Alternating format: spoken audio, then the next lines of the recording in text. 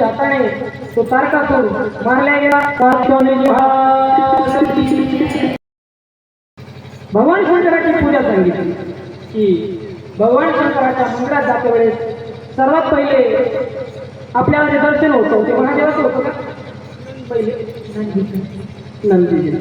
नंदीजींना प्रणाम करून महादेवाच्या मंदिरात जाणं आणि महादेवाच्या मंदिरावर डायरेक्ट भगवान शंकराच्या शिवलिंगावर पाणी टाकणं हे चुकीचे। पण आपली अशी पूजा आहे, गेलं का ओम नमः शिवाय डायरेक्ट पुढं भगवान शंकर। पण असं पाणी घालायचं नाही। मग कसं पाणी घालायचं? मला वाटतं दुसरं कधी सांगितलं की ही शिवलिंग म्हणजे नुसतं शिवलिंग नाही, हा भगवान शंकराचा पूर्ण काय परिवार।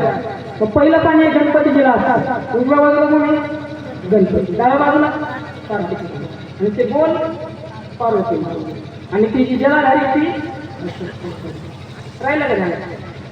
बोला ना हा मंगळवार सांगितलं ना काय अशोक कुंड।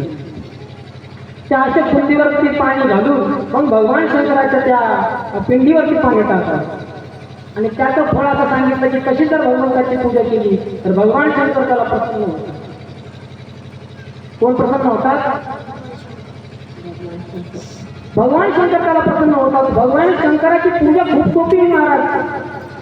त्यांना गुलाबाचं फुल नका नेऊ, ओ गणपती आले गुलाबाचं फुल नका नेऊ, मोगऱ्याचं फुल नका नेऊ। कशाचं फुल नाही माहिती का?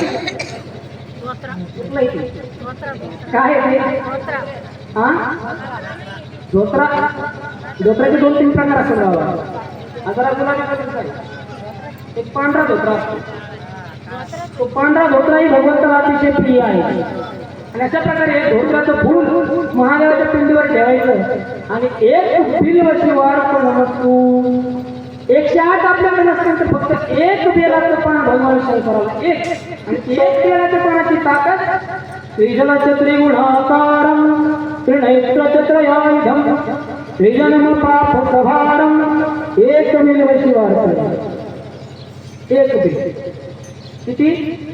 एक बिल आणि पाप किती नाही होतं? 3 जन्म। आणि जर आपल्याला असं वाटत असेल की आपलं कल्याण व्हावं तर एकच रस्ता आहे, रस्ता एकच आहे। काय करणं? भजन करणं। काय करायचं? भजन। चाहे सृष्टि को जिस प्रभु ने वही सृष्टि चला